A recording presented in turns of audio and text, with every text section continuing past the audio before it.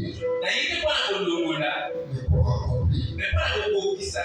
Alors je vous l'ai dit en vérité, comme que les cieux et la terre n'est pas sur le pont, il ne disparaîtra pas de la loi et celle innocente, ou un seul trait de l'être, jusqu'à ce que tout soit arrivé. Celui dont il supprimera l'un de ses plus petits commandements et qui enseignera aux autres à faire de même sera appelé le plus petit dans le royaume des cieux. Mais celui qui les observera et qui enseignera à les observer, celui-là sera la plus grande dans le royaume des cieux. Que Dieu bénisse cette précieuse parole.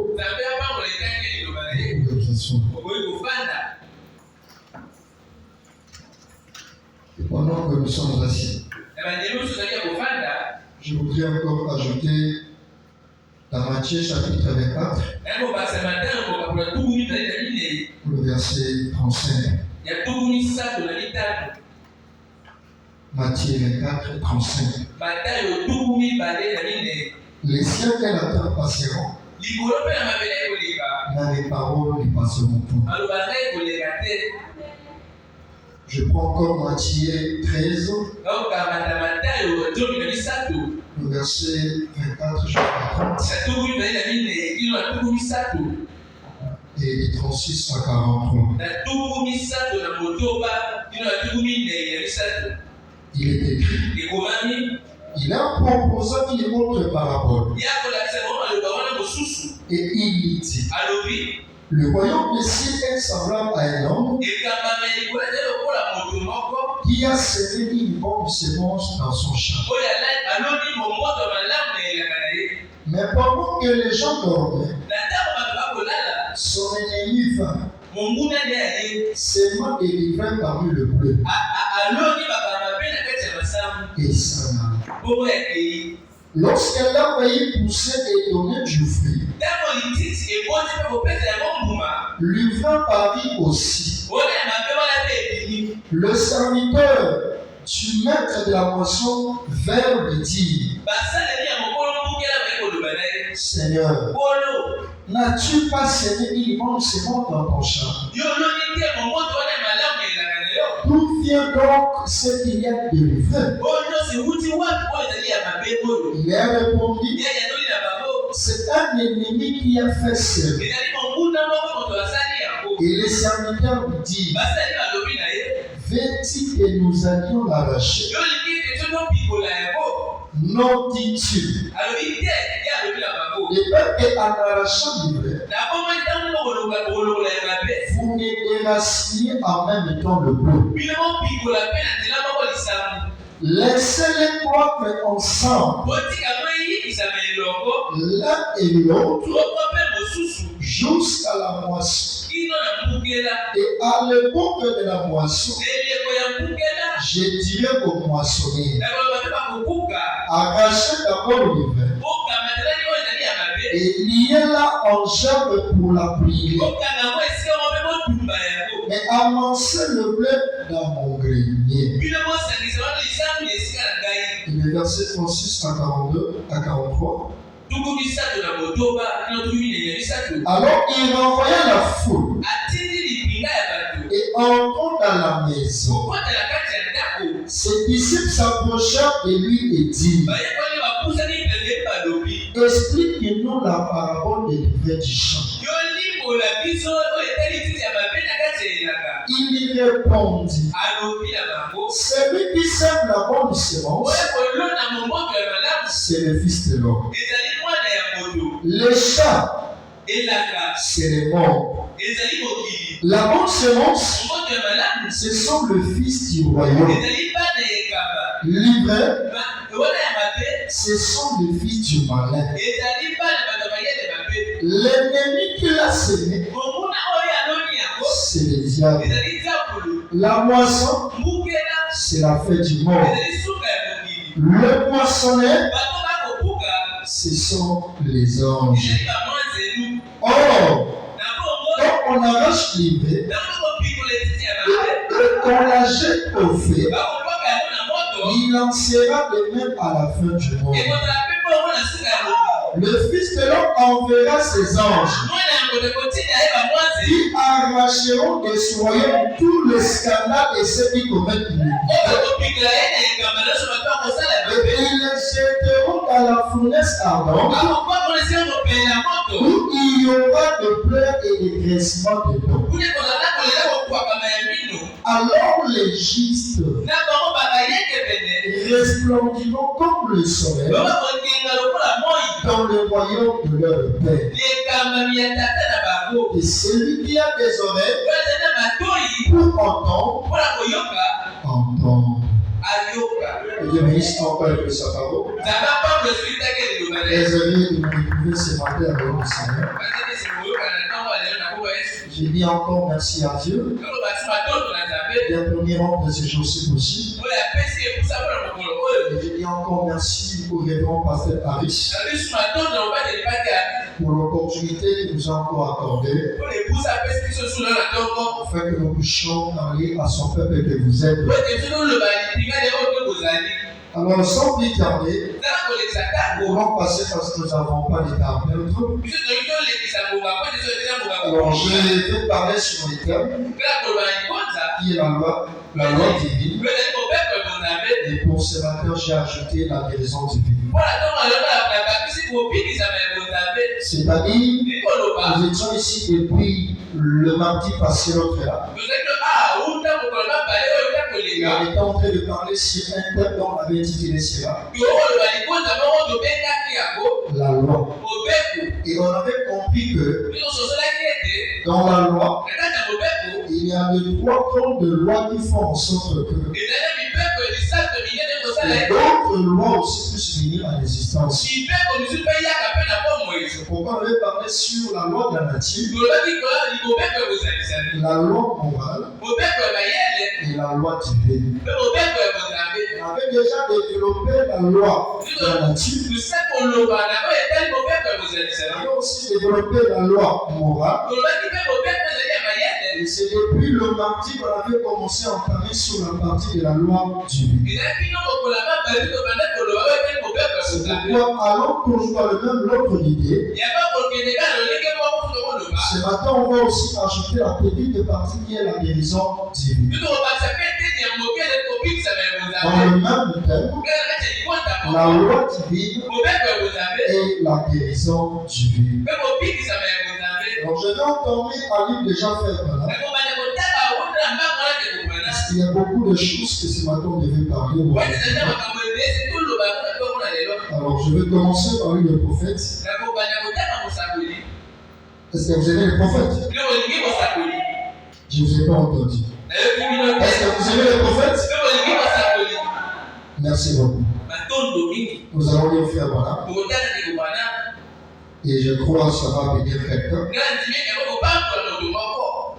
Frère Branham dit ceci. Dans la prédication,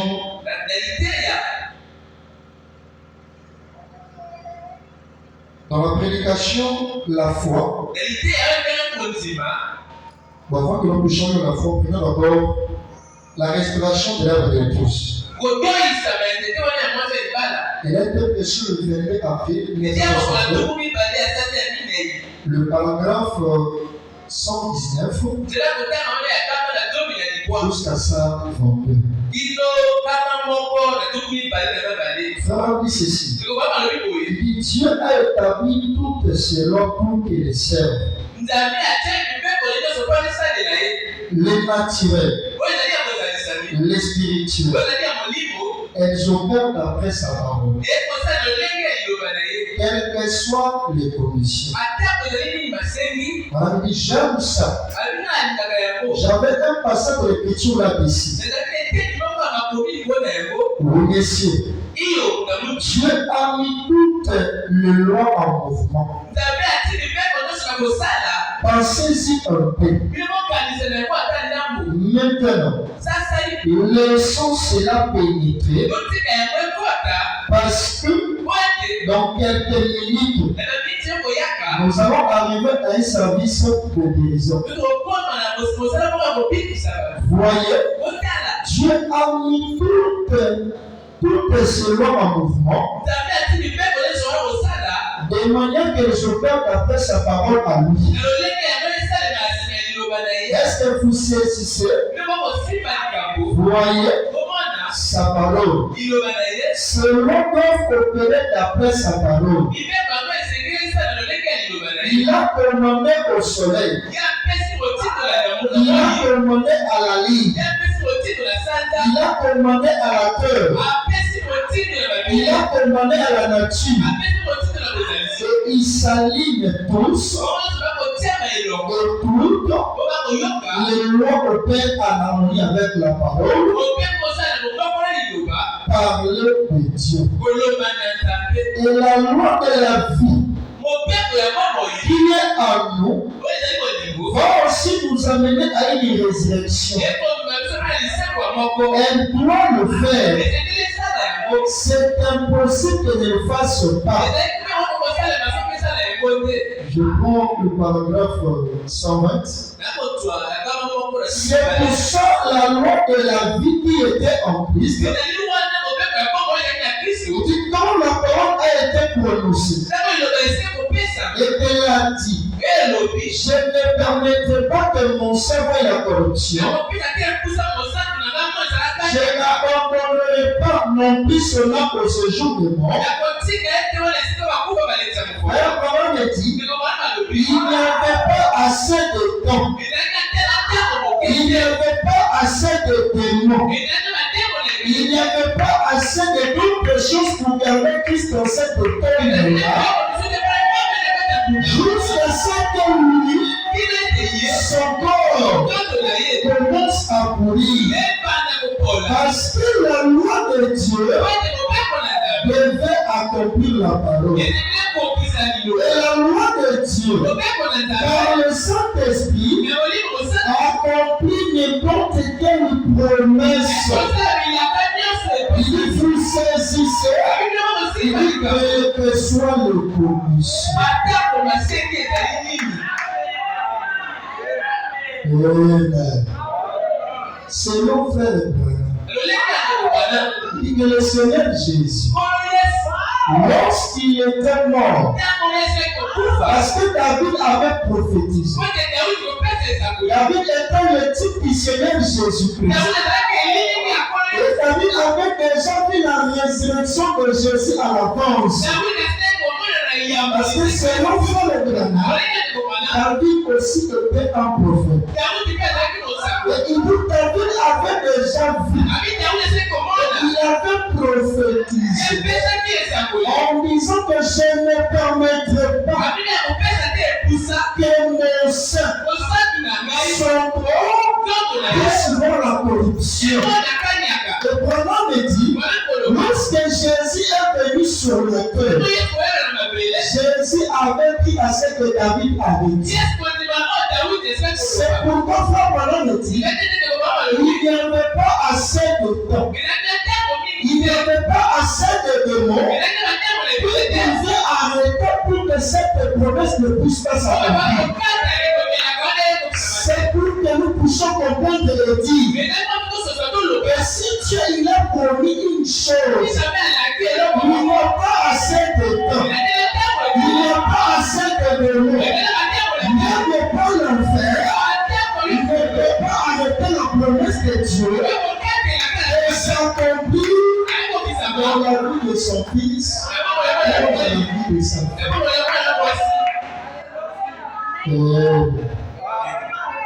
Voilà continue. Richard a dit, même après que les hommes de ma peau auront détruit mon corps, que ma chair je verrai Dieu. Frère, on a dit, que soit notre petitesse, notre bassesse, notre immaturité, notre impiété, la gravité de notre maladie,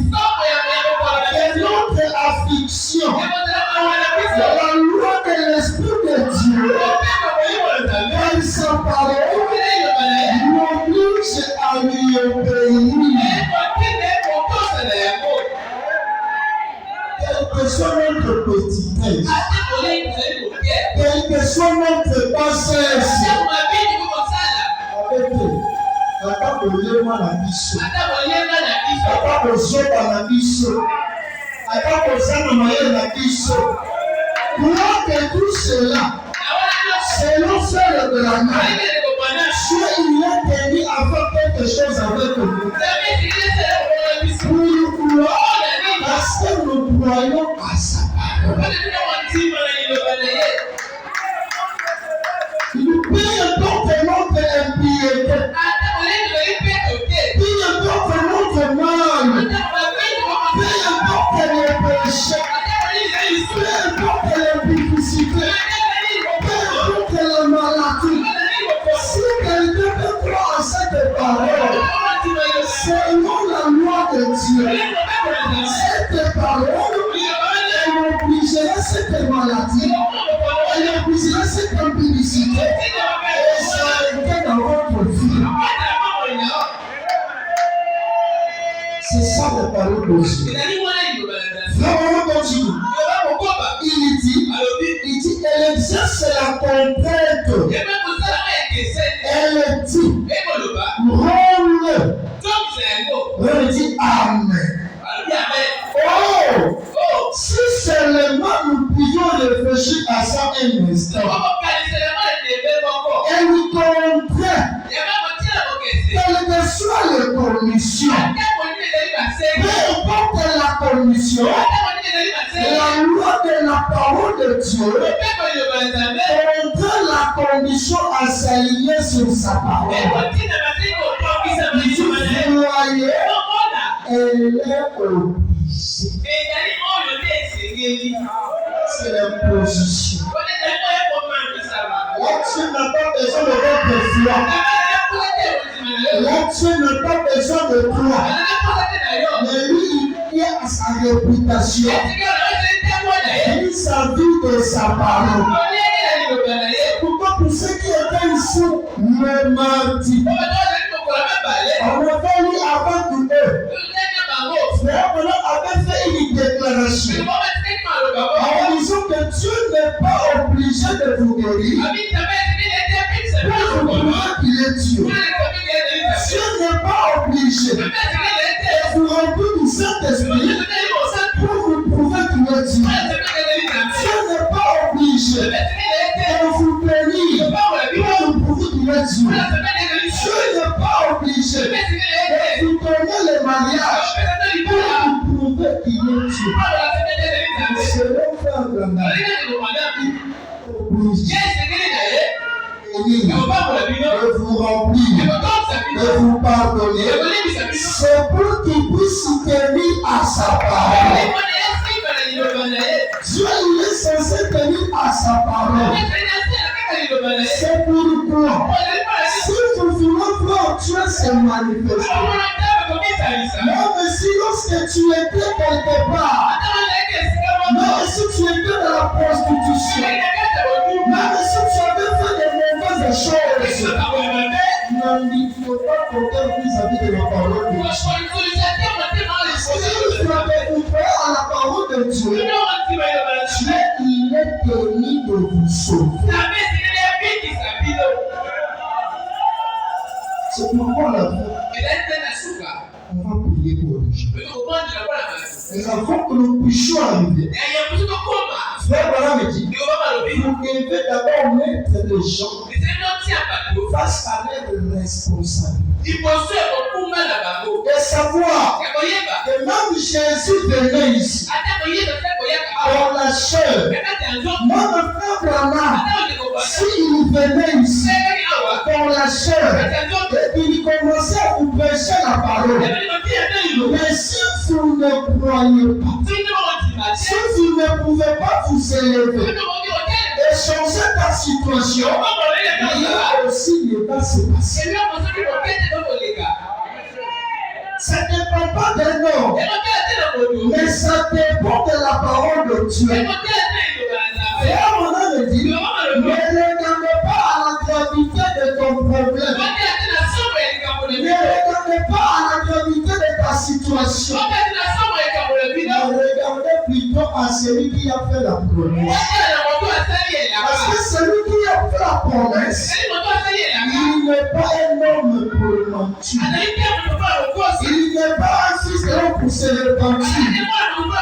Même si ça prend des années, même si ça prend des mois, même si ça prend des semaines, Dieu est toujours tenu à respecter sa parole. Il y a une chose que nous dit. Mais le fond de ton papa, c'est. Lorsque j'avais lu cela avec inspiration, Dieu m'a ouvert les yeux. Quelle est cette chose? David dit ceci.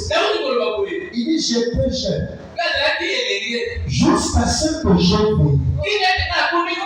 Je n'ai jamais vu un juste être abandonné, ni même sa postérité mendier son pain. Et là, écoutez, c'est-à-dire, Branham nous explique qui est le juste. Il dit le juste, c'est quelqu'un qui commet des erreurs. Quelqu'un qui a ses hauts et les bas. C'est pourquoi vous verrez dans Jacques, chapitre 6, de 13 jusqu'à 21. On nous dit qu'Élie était un homme de même nature que nous. Et comment il explique? Il dit Élie avait ses hauts et ses bas. Vous aussi, vous avez aussi vos moments forts et vos moments aussi faibles. Mais moi que c'est là, ce n'est pas ça le problème. Mais vous le juste c'est qui? C'est quelqu'un qui commet des erreurs. Mais lorsqu'il commet ces erreurs-là, il est censé aller devant celui qui ne commet pas des erreurs. Mais tous les enseignements qui ne commet pas des erreurs, personne. C'est pourquoi selon frère, moi qui commets des erreurs, vous devez aller devant celui qui ne commet pas des erreurs. Priez Dieu et confessez vos erreurs, confessez vos défauts, reconnaissez que vous avez tort. C'est en ce moment-là que celui qui ne commet pas des erreurs, il va commencer maintenant à se manifester en vous.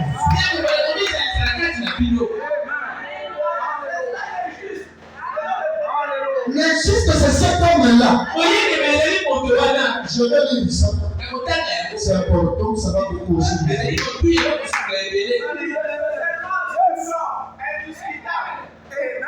Je peux lire ça, ça va beaucoup vous aider.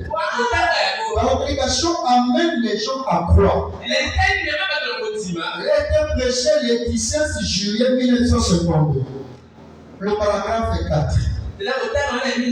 Frère Branham, il explique que Jacques chapitre 5. Et après avoir lu cela, il donne une explication de ça. Et il dit, eh bien, un juste, ce n'est pas un homme qui ne commet pas des erreurs. Voyez-vous, un juste, c'est un homme qui confesse ses péchés devant celui qui est juste. Vous voyez, maintenant, et attentivement, il dit, pour confirmer cela, le verset suivant le dit, Élie était un homme qui a la même nature que nous. Voyez, il pria avec instance, puis qu'il ne prit point. Vous l'avez battu. Et il ne tomba pas de plus sur la terre pendant 3 ans et 6 mois. D'ailleurs, voilà, il recommence encore. Il dit, un homme qui a vu ses hauts et ses bas, comme Mais nous, ce n'était pas un ange. Il était un homme. Voyez, il pria de nouveau et le ciel donna.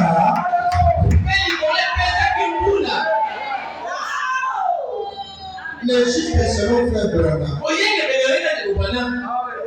Un homme aussi heureux. Mais quoi que c'est là, il n'est pas chez moi ses horreurs. Il est prêt à confesser. Il est prêt à être quelqu'un qui est avec la présence de Dieu.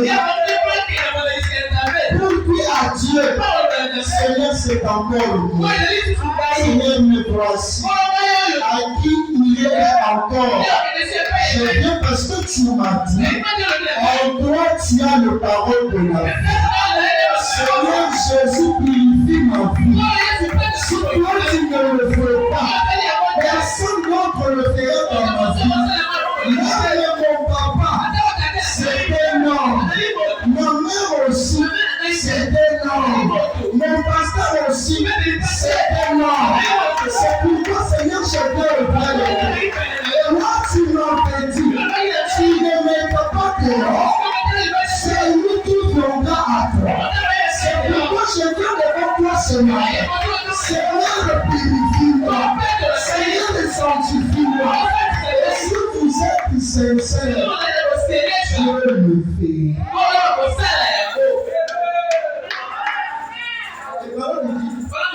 Vous ne comprenez pas le mystère qui se passe sur le prix. Qu'est-ce qui se passe?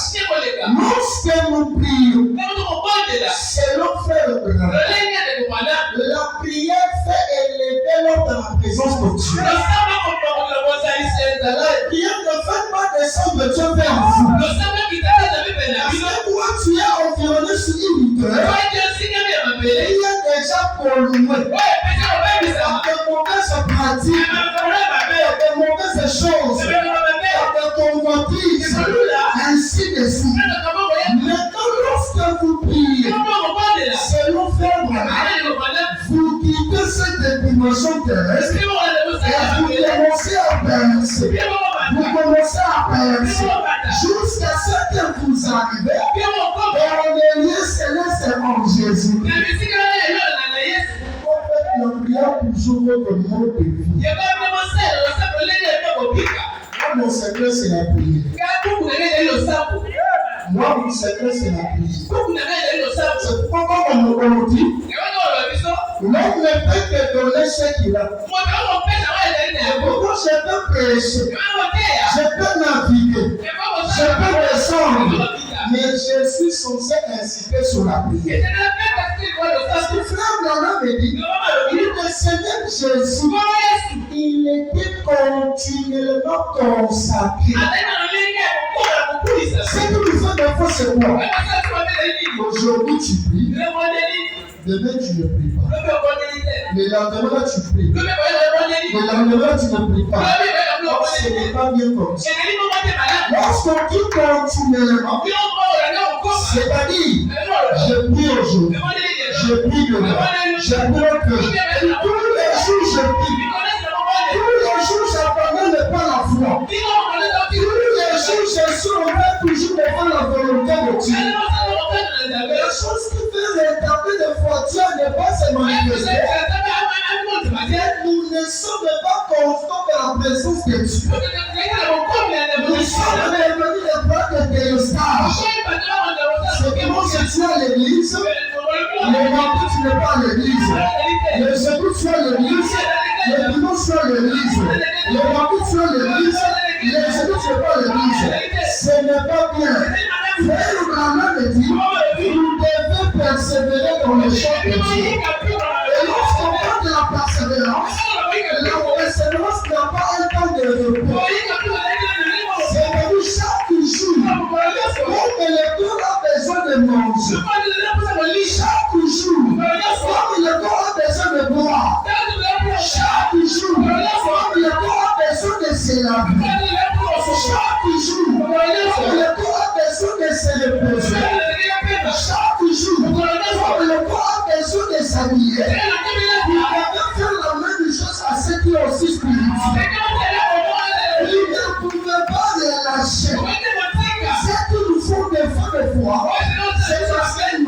abandonnons. Cette semaine, tu es en fait. Fermons l'église. Tu pries le Seigneur. Et pendant que tu pries, même tes voisins voient une différence. Les gens sentent que c'est de maintenant je te vois un peu. Tu ne comprends pas pourquoi il a pris ça. Cette semaine, c'est lui rester constant dans la présence de Dieu. J'essaie de nous faire des fois. Cette semaine, j'étais dans la présence de Dieu. L'autre semaine, je me suis refroidi. Qu'est-ce qui se passe?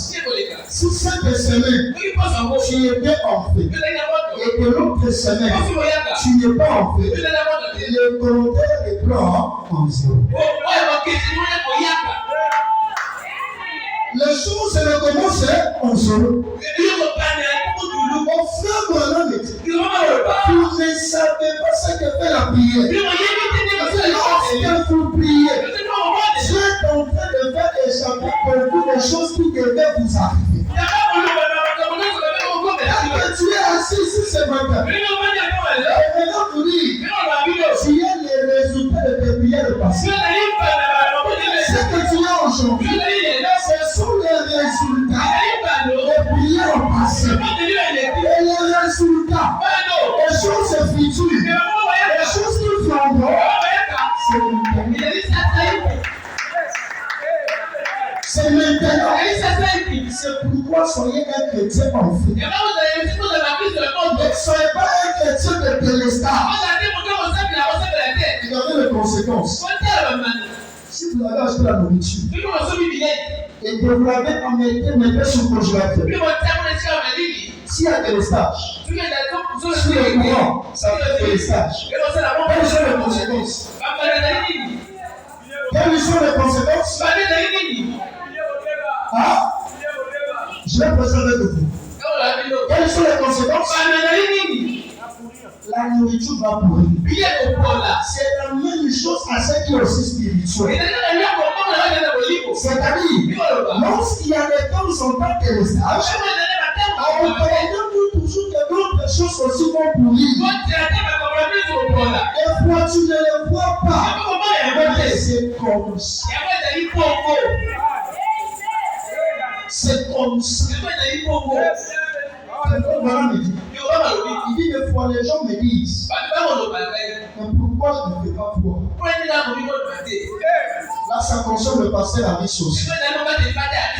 Et ça concerne aussi nous tous. C'est parmi là le message que Dieu m'a donné pour nous. C'est-à-dire maintenant, si vous voulez être grand dans la vie, passez beaucoup du temps avec Dieu. Vous ne pouvez pas être quelqu'un où on est en train de la montrer partout. Dans la fête, là tu étais. Dans l'autre, là tu étais. Donc les gens savent que lui, lorsqu'il a fait, il est toujours. Et lorsque tu me dis quelqu'un, tout ne se fait pas là. Même l'ennemi va commencer à te combattre favorablement. Parce qu'il sait, il y a la fête. Il va aller là. On va le chercher là-bas. On va le mettre. Je veux dire que ça c'est important.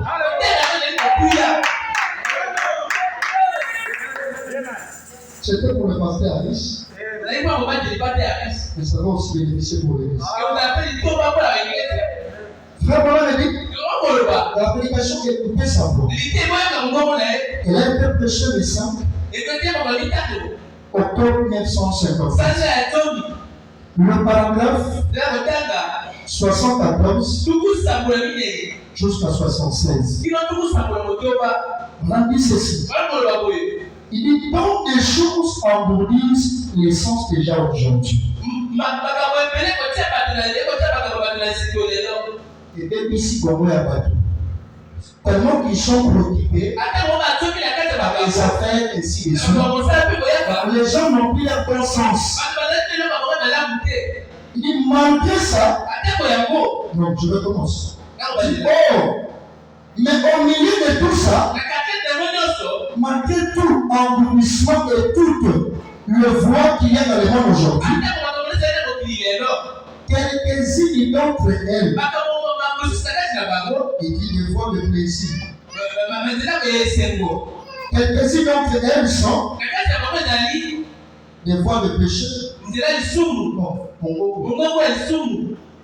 il dit des voies de péché, des voies de plaisir. Il dit pour attirer les gens dans la vice. Mais malgré tout ça, la vérité de Dieu demeure encore aujourd'hui. Il dit celui qui écoutera ma voix et qui viendra après moi, il dit les hommes et les femmes qui écouteront la voix de Dieu, Dieu attend toujours de parler à chaque individu qui ouvrira ses oreilles pour écouter la voix de Dieu.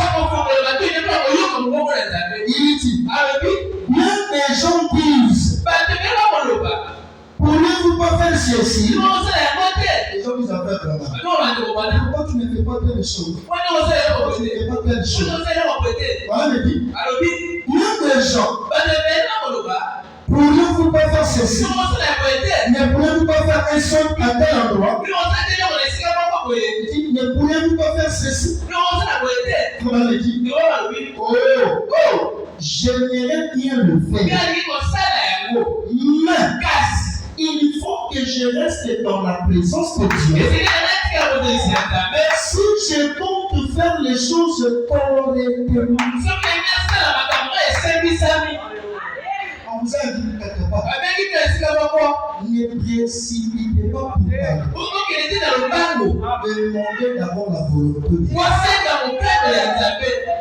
Avant de se rendre, oh c'est mon père, oh c'est ma mère, oh c'est mon frère, oh c'est ma soeur, ce n'est pas mal. Le diable pour détruire, il n'est pas utilisé quelqu'un qui est proche de vous. Même Judas, c'est pour avoir Jésus. Il devait être parmi les gens qui dormaient avec lui, qui mangeaient avec lui. C'est pourquoi sous cette terre, il n'y a pas un ami fidèle.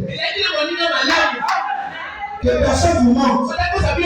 Il n'y a pas un ami fidèle. Les seuls amis fidèles, c'est le Seigneur Jésus. Et si vous êtes des amis, selon frère Branham, vous devez passer beaucoup de temps avec nous. Et si je compte faire des choses correctement, je préfère d'abord rester dans sa présence.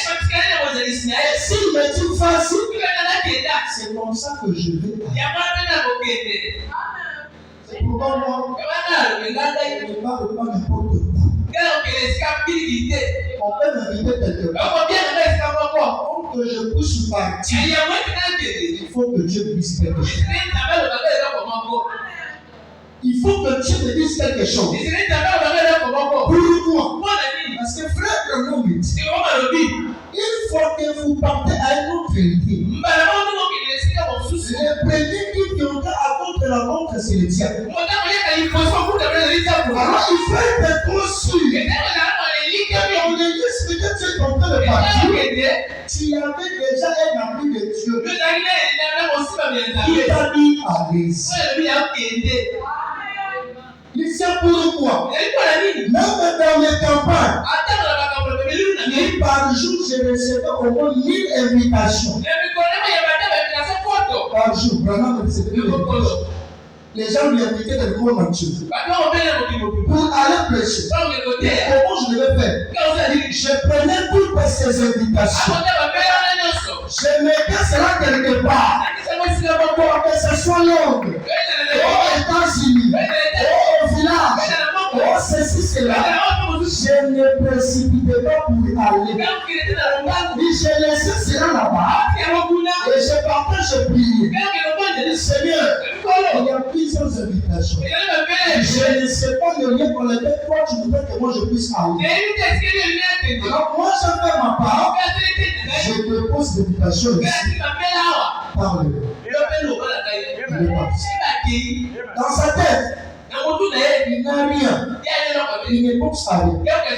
Il dit des fois, si Dieu ne donne pas la vision du pays sur lequel je devais aller, il dit qu'est-ce qui se passe? À un moment donné, si je commence à ressentir un fardeau pour un pays, par exemple, je suis au Congo, il y a plusieurs pays qui m'ont invité. Alors j'ai prié, j'ai abandonné. Et parmi ces pays aussi, il y a le au fond du village. Parce que nous, aujourd'hui, quand on t'invite, il y a les États-Unis, il y a le Congo, Brazzaville, ou le Congo Kinshasa, ou le fond du village. Quelqu'un ne peut pas demander la coopération. C'est le Dieu m'envoie aux États-Unis. C'est là que Dieu m'envoie pour aller prêcher. Donc c'est là que je vais aller. Moi, je ne faisais pas ça. Je restais en train de lire. Jusqu'à ce que je commence à ressentir un fardeau. Et si ce fardeau commence à me surpasser, je le sens village.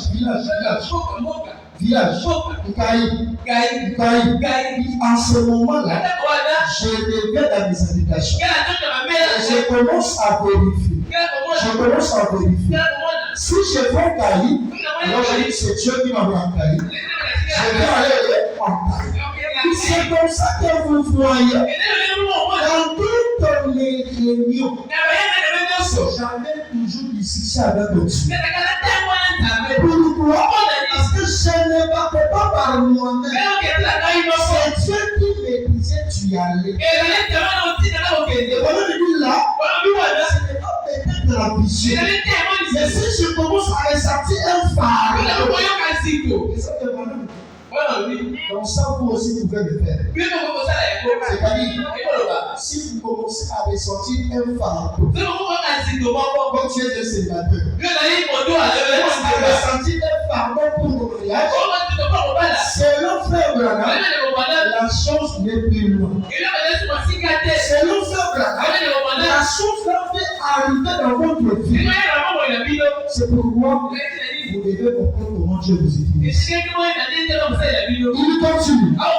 Il dit, j'aimerais bien le faire, mais il faut que je mette la présence de Dieu. Si je compte faire les choses correctement, après ça, les gens disent, oh frère Branham, c'est un isoliste. Quelqu'un qui s'isole, qui reste le même seul. Il n'est pas marché avec les autres. Lui apparemment une vie seule. Vraiment, mon soir a commencé. On disait qu'il était comme ça. C'est pourquoi si tu mets quelqu'un qui marche aussi, ça c'est pas aussi un défaut. C'est pas aussi un péché. C'est la parole. Vraiment, il dit, les gens disent ça de moi. Il dit, mais ce n'est pas ça. J'aime les gens. Mais seulement, il y en a des millions. Mais il faut que je reste avec lui. Lui qui? Dieu. Pour voir ce qu'il veut que je leur dise. Quelque part, écoutez seulement, il y aura quelque chose pour vous. Il veut que vous sachiez. Si Dieu veut que je puisse être quelqu'un qui est censé toujours vous parler, donc je suis censé m'isoler. C'est plus qu'il tombe avec lui. Et ça, ce n'est pas la capacité que pour le berger. Mais vous aussi, étant donné que vous pouvez le délivrer. Vous connaissez l'histoire de Pierre dans la Bible. On a arrêté Pierre. Pierre était en prison. Mais le petit couple était resté. Le pasteur Pierre était arrêté. Mais le petit couple qui était resté, ils se sont rassemblés dans la maison de Jean-Marc. Ils ont prié pour la délivrance de Pierre. Et lorsqu'ils ont prié, Dieu il a envoyé un ange pour qu'il puisse aller libérer Pierre. C'est quand vous avez venu quand? Lorsque l'église a pris. Et selon Frère Branham, l'église, c'est là où 2 ou 3 se sont ensemble. Ici, vous venez pour vous recharger. Vous venez pour vous réconforter. Une fois que Dieu vous charge, vous devez aller au nom de pourquoi. C'est pourquoi ne soyez pas distraits. Ne soyez pas des chrétiens qui sont comme le monde. Et vous devez ressembler à votre Père. Frère Branham me dit, nous avons des choses en commun. Et parmi les choses en commun, il dit quelque chose qui va encore nous bénir. Qu'est-ce qu'il dit? Nous allons dire cela. Dans la prédication, le Christ est sans bien venu. Elle a été prêchée le 11 septembre 1955. Le paragraphe 87. Et vous savez, les gens ont des choses en commun. Si j'ai accepté le massacre de Pasteur Harris, que je vis en lui un très bon esprit. Je vis en lui un serviteur qui a un ministère authentique. Si vous voyez des gens me collaborer ensemble, il y a quelque chose en commun qui me réunit. C'est comme un enfant. C'est comme un bébé. Comment pouvez-vous accepter? Et quand le bébé peut aussi, vous si être un ami avec peut-être une mère qui a veillé. Ainsi de suite. Selon Frère Branham, il doit y avoir quelque chose sur laquelle que cet enfant a toujours désiré auprès de cette vieille femme. Si vous voyez les gens marcher ensemble, ça veut dire qu'il y a quelque chose autour de lui. Et Branham le parle. Et vous savez, les gens ont des choses en commun. Et vous savez, les gens qui aiment le Seigneur, ils aiment aller à l'église. Vous savez, les gens qui aiment le Seigneur, ils aiment aller où? Je ne vous ai pas entendu. Ils aiment aller où? Parce qu'ils ont des choses en commun.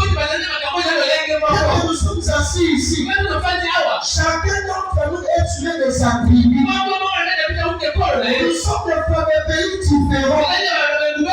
Nous sommes des parents différents. Mais il y a quelque chose qui nous lie, qui nous met tous ensemble. Et la chose qui nous a liés, nous tous ici, c'est le message de Frère Branham.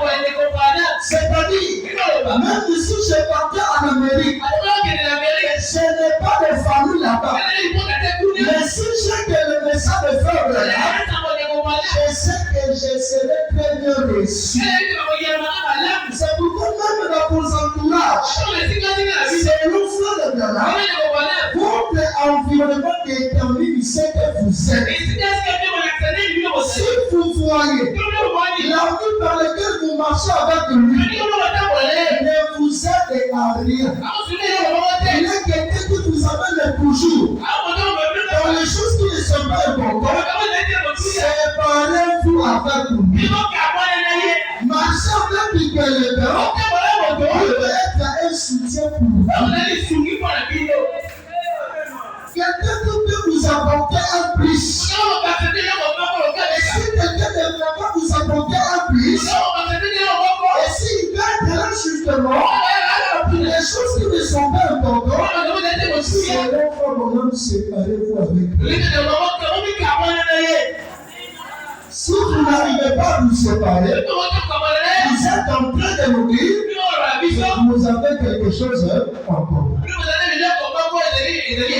Vous savez, les gens qui aiment le Seigneur, ils aiment aller à l'église parce qu'ils ont des choses en commun. Nous avons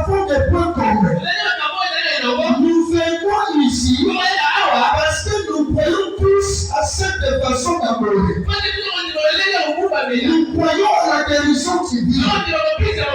C'est marqué qui croit la guérison divine.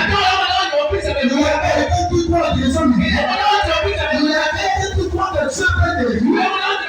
Il y a quelqu'un qui croit que Dieu peut pardonner. C'est moi dans mon nature. J'aime même pas les réunions ordinaires. J'aime toujours les réunions divines. J'aime toujours les gens qui sont en fait. J'aime toujours la manifestation de l'Esprit de Dieu. C'est pour moi. Vous aussi.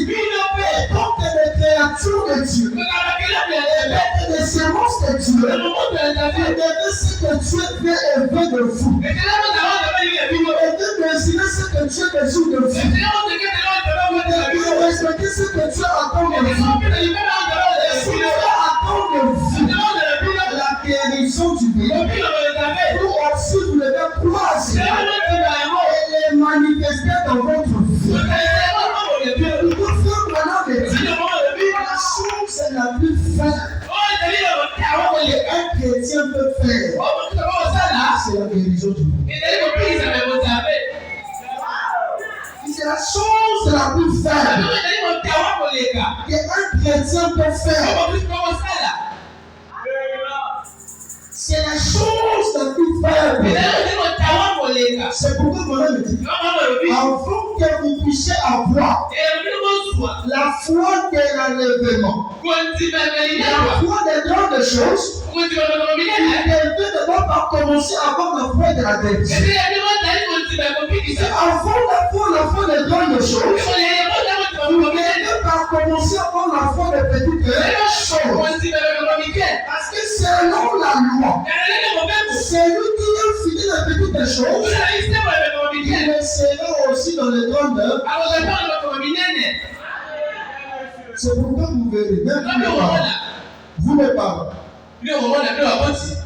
vos enfants à la maison, quand vous voyez un enfant qui est toujours négligé dans les petites choses, c'est le temps de travailler avec lui. Ça ne va jamais. Les signes ne marchent jamais. Si vous voyez quelqu'un, il se dit, moi j'ai pas de grandes choses. Je suis quelqu'un de grandes choses. Il va nous dire qu'en réalité, il n'a rien en lui. Avant de commencer à vous entendre dans les grandes choses, vous devez d'abord commencer à avoir des petites choses. C'est pourquoi frère, on va dire, Dieu ne peut te bénir quelqu'un à ce qu'il est en train de faire. Commencez quelque part. Et Dieu vous assistera. Moi je ne vais pas ceci. Moi je suis ceci. Avec mon niveau là. Je vais faire cela. Je ne vais pas faire ça. Moi je vais travailler au bureau. Si vous entendez au bureau, tu vas entendre. Tu vas entendre. Tu vas entendre. Les annonces sont en train de passer. Parce que tu es en train de voir. Même ici on vous amène au bureau. Tu ne vas pas aussi très bien travailler. Même David, pour vaincre Goliath, il a fallu qu'il puisse travailler dans la forêt. Il a commencé par les petites choses. C'est la chose qu'il a ajoutée. Les témoignages dans sa magie des ciels. Et il a tout. Les Dieu qui m'a délivré. Alors que le lion est lourd. Et pas venu pour arracher les petites de mon père. Il a fait grâce. Et les tuer. Alors je crois fermement. Et Dieu qui m'a délivré. Là-bas dans la forêt, il est plus que capable de me délivrer. Et dans cette circonstance, les gens l'humiliaient. Les gens les rejetaient. Moi j'aime beaucoup parler. Quand tu parles beaucoup, comment il parle beaucoup comment? Lui il sent qu'il a l'expérience avec lui. Il a déjà expérimenté Dieu. C'est pourquoi je viens vous dire cela. Vous aussi vous avez déjà expérimenté Dieu. Là le Branham me dit, votre naissance terre. C'était le premier victoire le plus petit. La première victoire que vous avez sur cette terre, c'était la naissance. Regardez, lorsque la sémence de l'homme, elle n'est pas entrée dans le vie de la femme, et maintenant me dit, vous étiez de 1 million. Il dit, vous étiez 1 million. Mais seulement ce paramètre de dessin. J'aime beaucoup la science. Mais il faut aussi beaucoup lire. Et cultiver aussi. Et c'est pas justement qu'on est quelque part. Toujours faut cultiver. Mon âme dit que dans les germes de l'homme, il y a 1 million de personnes. Qu'est-ce que c'est? La science est confirme. Elle est allée m'ajouter pour me dire 1 million se paie. Il y a 60 millions. Il savait ça? Oui, exactement. Mais ça ne dépend pas de celui qui sort pour aller devant. Ça ne dépend pas de celui qui vient en arrière. Mais c'est le choix de Dieu. L'élection de Dieu. Peut-être que tu es assis ici à ta naissance. Plusieurs de tes frères, plusieurs de tes soeurs, ils étaient morts. Vous étiez nombreux. C'est pourquoi je crois que votre mission sur la terre, ce n'est pas en vain. Dieu ne vous a pas envoyé pour venir justement manger la nourriture. Dieu ne vous a pas envoyé pour venir regarder les autres. Dieu ne vous a pas envoyé pour être les restes du monde. Mais Dieu vous a envoyé pour un but. Dans la prédication, je sais. Là, on a dit, si Dieu vous a placé ici, pour un but tout précis, il n'y a aucune maladie, aucune mort, aucune épreuve, aucune situation ne peut arrêter le plan de Dieu.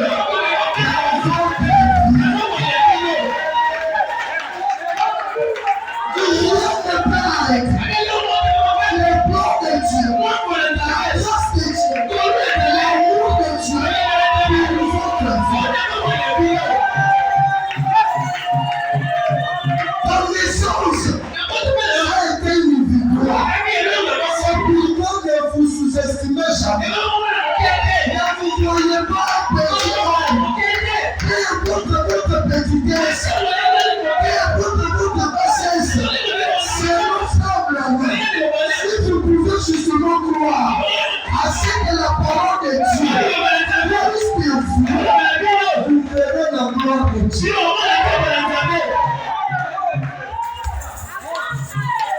Dieu le sait. Dieu le sait.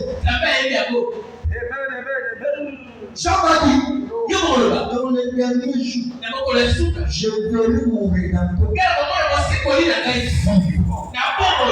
Madame me dit, ces derniers jours-là, ce n'est pas après votre départ, mais c'est maintenant. C'est maintenant. C'est pourquoi il faut être quelqu'un qui est divin. Vous devez être des hommes spirituels. Maman me dit, un homme il est omnipotent. Et il dit, lorsque les liens sont omnipotents, c'est la bombe. Mais non seulement c'est la bombe, mais ils se disent quelque chose doit se passer. Et lorsque les liens sont omnipotents, je vais lire ça. C'est un problème. De la prédication, la vision de Patmos, elle était prêchée le 4 décembre 1960. Le 251, 250. Je vais lire ça, ça va me dire. Frère Branham me dit, vous venez de Même s'il ne prie pas, il peut le divin. Parce que pour les semences, cela provient de Dieu.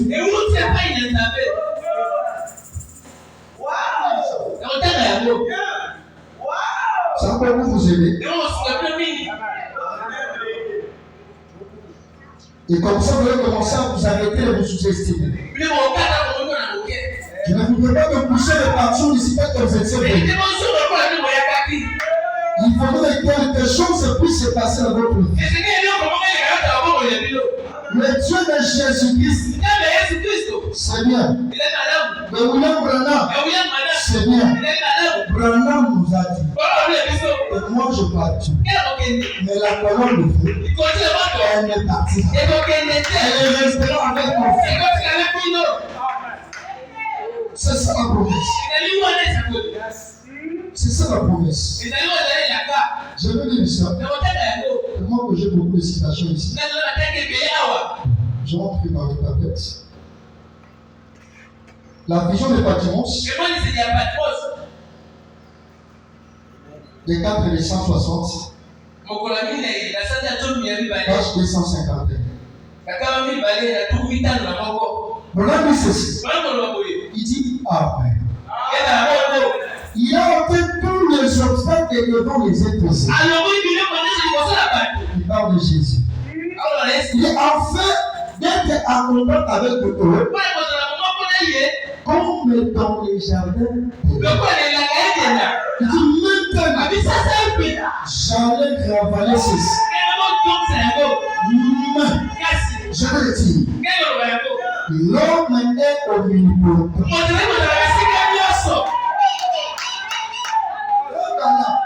Il a voulu dire, il a hésité. Je vais le dire. Il dit l'homme est omnipotent. Il dit vous ne croyez pas, mais c'est ce qu'il est.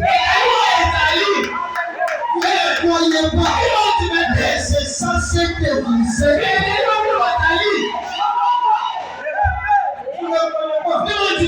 Selon Dieu, c'est ça ce que vous êtes.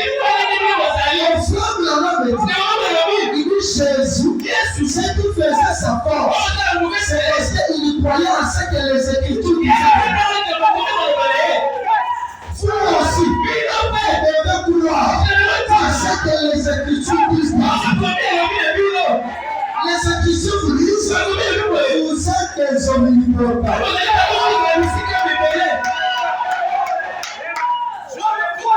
C'est merveilleux. Il continue. Il dit l'homme est omnipotent. Vous ne croyez pas, mais c'est ça qu'il est. Un homme totalement soumis à Dieu. Omnipotent. N'a pas du tout. Dans Marc 11, 22. Qu'est-ce que vous dites? Si vous ne doutez pas à votre cœur, c'est là ça s'accomplit. Il vous sera fait ce que vous aurez dit. Il dit, c'est pas c'est tout. Quand les deux sont omnipotents, Dieu est l'homme. Tu lis, ils sont omnipotents. Les choses se passent.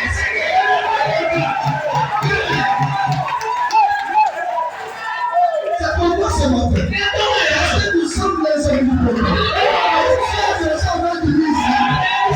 Les choses se passent. Si tu es malade, aujourd'hui, c'est ton jour de délivrance. Si tu es entré ici, et dans le péché, aujourd'hui, c'est ton jour de délivrance. Si tu es en aujourd'hui, c'est ton jour de délivrance.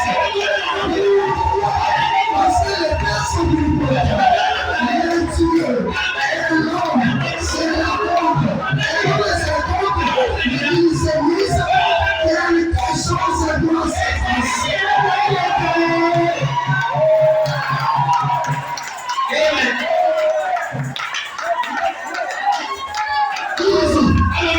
Quelque chose que vous déclarez.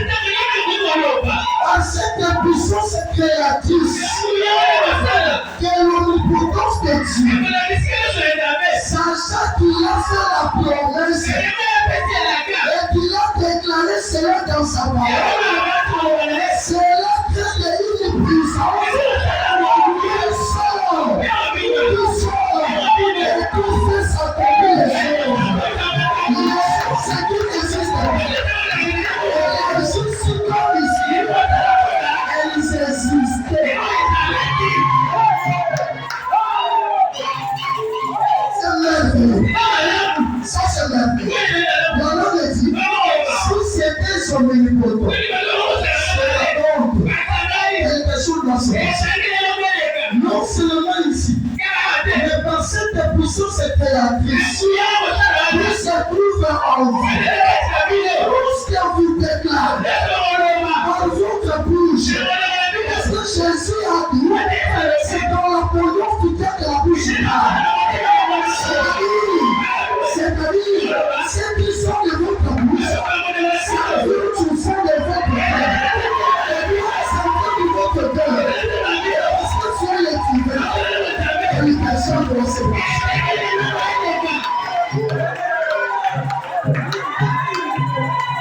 Quelque chose doit se passer.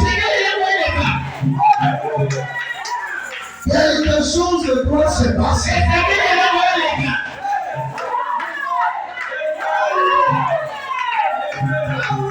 Il dit, cette puissance qui sort et qui fait s'accomplir les choses qui n'existent pas, elle agit sur elle, comme ici elle existe.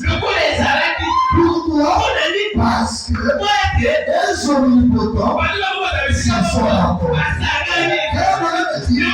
La foi, c'est merveilleux.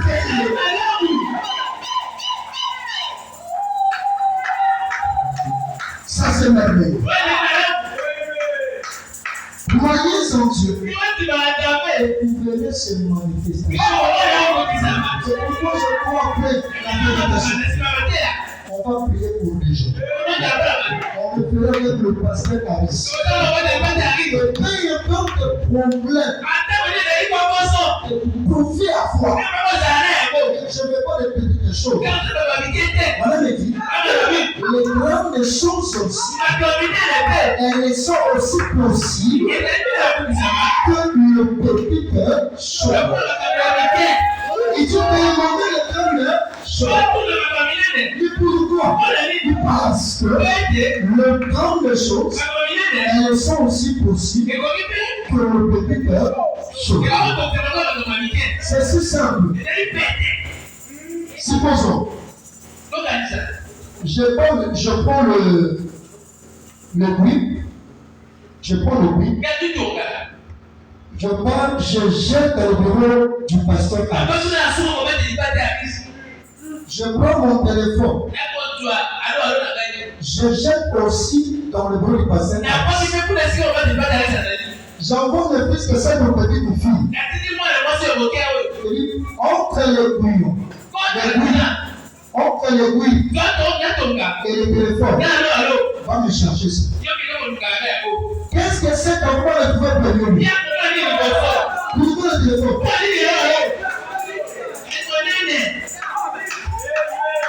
Pourquoi le téléphone? C'est parce que le téléphone est gros par rapport à c'est-à-dire le grand des choses. Si vous pouvez le demander, vous pouvez aussi le trouver. C'est possible. Le bonhomme me dit, moi j'aime les dieux qui prospèrent avec eux. Il dit, regardez, il dit, mon ami est le grand-père. Il dit, partout voir ma grand-mère dans une chatte de bœuf. Dans une chatte de bœuf. En fait, à l'époque, vous voyez ce que c'est. Maintenant, le film de Jésus. Le film que bon, ce film-là, il y a souvent un peu Devant, il y a le bœuf. On a une petite gratitude derrière, ainsi de suite. Voilà.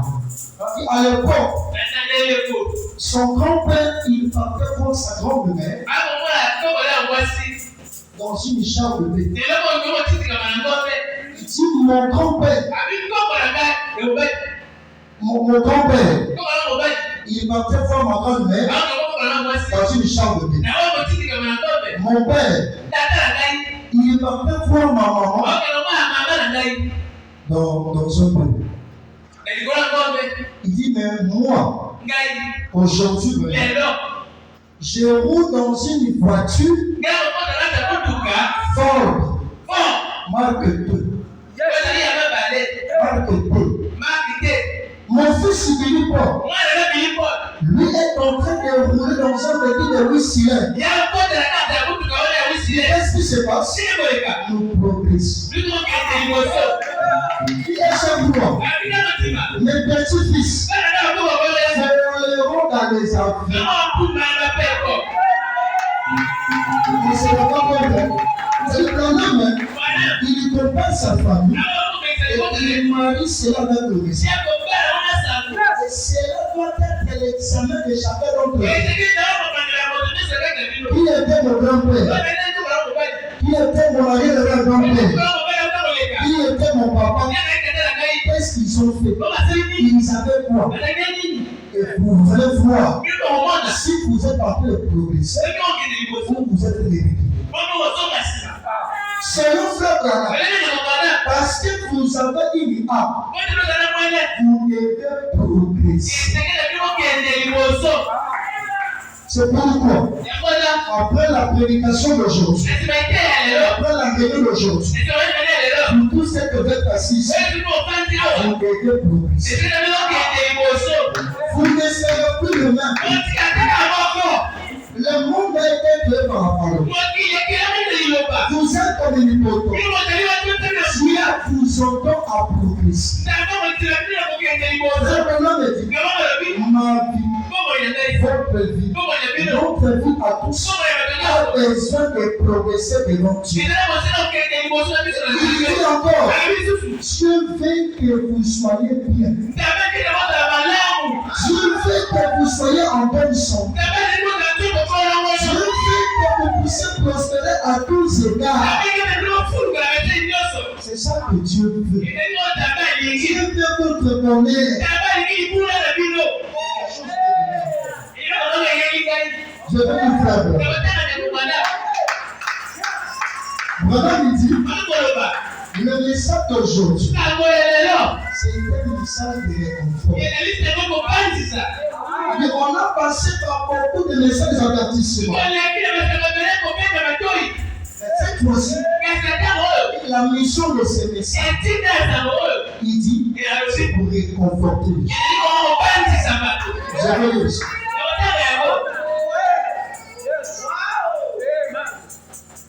Ça va beaucoup nous aider. C'est ça la mission du message.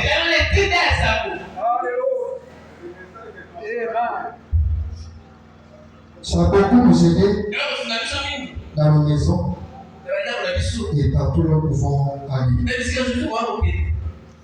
Excusez-moi, tellement qu'il y a beaucoup de situations. Je prie que Dieu puisse m'aider à retrouver facilement ça.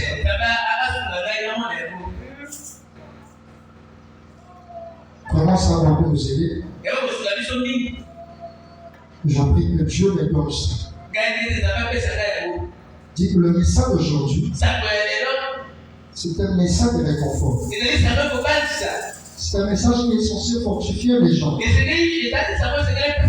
On entend beaucoup pleurer. On entend beaucoup se lamenter. Mais c'est le moment de la libération. Ce frère Bwana, il est le messager de la libération. En réalité, moi j'ai toujours dit que ce message ne vient pas pour nous transformer, mais ça vient uniquement manifester ce qui était déjà en nous.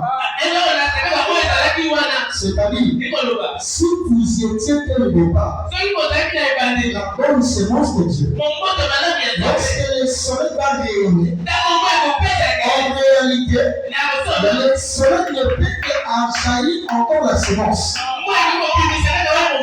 Ne peut te faire encore que la semence puisse croître. C'est ça le message. C'est le soleil. C'est le Seigneur Jésus. Lui-même aujourd'hui. C'est lui-même. Seigneur, aide-moi à retrouver cette situation sans beaucoup aider tes enfants. Voilà. La prédication à l'intime. Elle a été prêchée le 17 avril 1960. Le paragraphe 67 à 69. Le paragraphe de ici, il parle de Jésus. Et nous devons aller avec la résurrection. Allez dire à mes fils que je vais organiser une nouvelle église. Il dit non, monsieur. Allez dire à mes disciples que je suis ressuscité des morts. Comme j'ai dit que je le sais. Voilà, c'est ça le message à l'église ce matin. Que Jésus n'est pas mort. Il est vivant. Et tout aussi grand et puissant aujourd'hui, il a toujours. Il dit, nous avons beaucoup de messages d'avertissement pour nous préparer. Il dit pour le réveil. Et pour le réveil. Pour le réveil. Et d'autres grands sons. Et des grandes cœurs. Et des tempêtes et tout. Mais Dieu envoie aussi un message de réconfort. Il dit ça, c'était un message de réconfort. C'est-à-dire, lorsque nous voulons parler des disciples, je parle de la bouche. En réalité, en suivant la commission de Jésus, nous avons compris le changement. On a fait de nous des membres des églises à la place de faire de nous les disciples de la parole. Or, selon la commission, Jésus avait dit aux disciples non pas que ils aillent faire des églises, faire des gens devant des églises, ils devaient faire des églises. Et Branham nous donne la définition d'un disciple. C'est un vrai prophète. Il n'est pas comme les autres. Il dit ceci. Qu'est-ce qui signifie un disciple? La prédication, les dons et puissants de Dieu. Elle était prêchée le 21 avril 57. Le paragraphe 6. Il dit par exemple, je me disais, on venait ici ce matin. Je me suis levé tôt. Et je n'ai pas eu l'occasion d'étudier beaucoup. C'est que hier soir, je ne savais pas exactement quelle partie nous aurions aujourd'hui. Entre le pasteur et moi, dans le service. Mais enchaîné. Je me suis demandé ce matin quelle serait à ma connaissance la meilleure chose que je pourrais dire à son peuple. Il dit un message à porter. J'ai pensé à ceci. Allez dire à ses disciples. C'est-à-dire, Jésus qui est ressuscité. Et il a rencontré Marie et les autres. Et Jésus demande à elle, je l'ai dit à ses disciples, de ne pas se fragiliser. ne pas retourner au monde, mais de prendre le courage pour le mettre est précis. Parce que c'était comme une déception pour eux. Après le départ de Jésus, c'était devenu comme une gloire pour eux. Ils ne pouvaient pas voir les choses clairement. Et sauf que chacun avait repris sa vie ancienne. Celui que vous écoutez bien, Jésus l'a suivi encore pour la deuxième année. C'est-à-dire, mais cette fois-là, quand lui savait de péché, il a pris d'autres disciples qui sont allés pécher. Parce que tellement que celui qui lui mettait l'espoir était déjà parti. Ils étaient tellement fatigués, découragés, abattus. Ils doivent être là. Ils vont écouter un message qui va les réconforter. Et ce message, c'est quoi? C'est le Seigneur Jésus qui est ressuscité. Lorsque je parle de la résurrection, selon la promesse, cette résurrection, elle est en train de se passer aussi maintenant.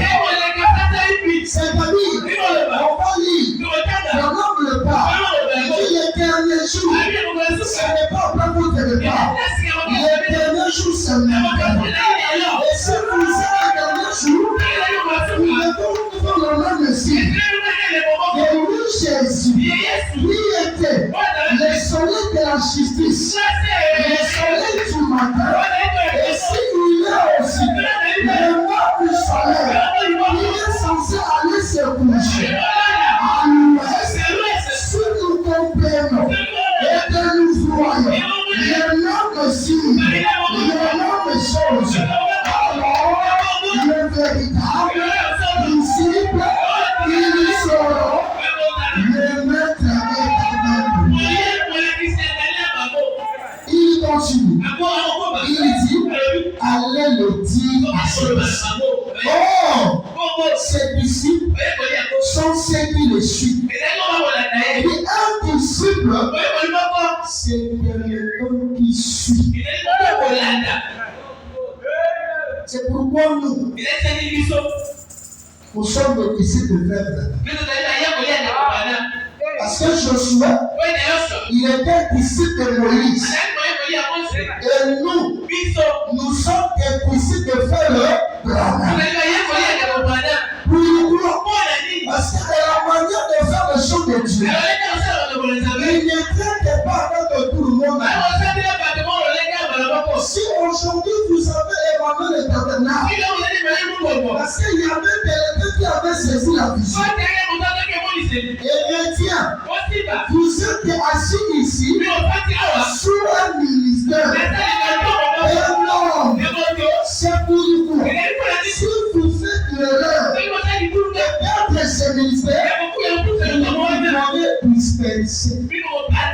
Pourquoi? Selon la parole, une fois que le berger a frappé,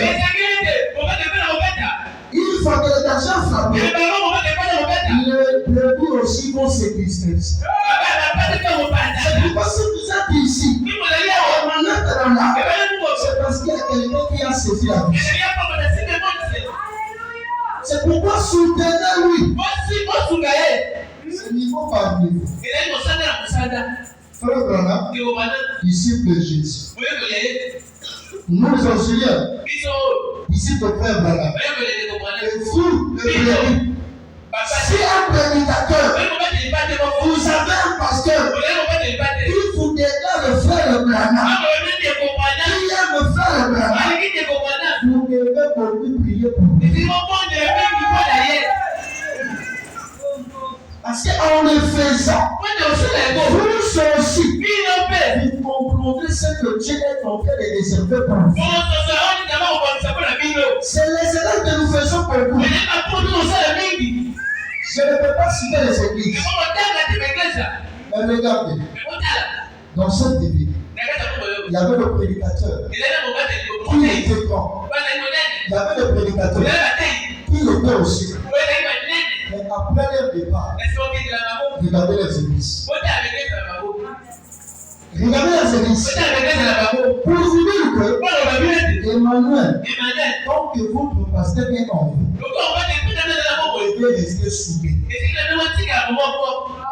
Restez soudés et priez pour lui, et sans que Dieu puisse lui accorder toujours une longue vie.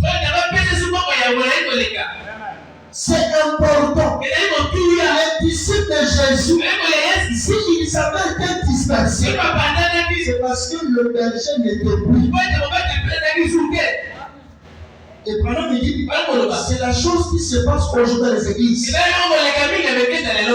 fois que le berger ne plus, les gens qui sont restés, au lieu qu'ils puissent se suivre la conduite de Dieu, il faut aller faire des choses par eux-mêmes.